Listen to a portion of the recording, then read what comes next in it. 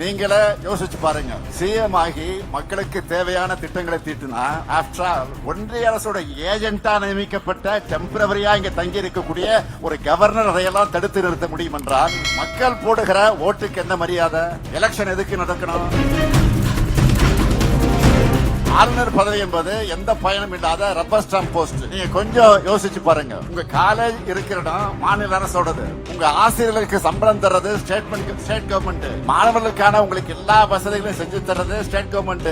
ஆனா உங்க யூனிவர்சிட்டியோட நிர்வாகத்தை கவனிக்கிற விசிய ஆளுநர் நியமிக்க முடியுமா? எந்த வகையில நியாயம்? அதனாலதான் கோர்ட்டுக்கு போவோம்னு டிசைட் பண்ண. மாண்புமை உச்சநீதிமன்றத்தின் நீதியரசர்கள் பர்த்திவாலா அவர்களும் மகாதேவன் அவர்களும் அடங்கிய அமர்வு அரசியலமைப்பினுடைய வழி நின்று தெளிவான தீர்ப்பை வழங்கி பல ஆண்டுகளாக நிலவன ஒரு பிரச்சனைக்கு முடிவு கட்டியிருக்காங்க. சிம்பிளா சொல்லணும்னா பூனைக்கு மணி கட்டியிருக்காங்க.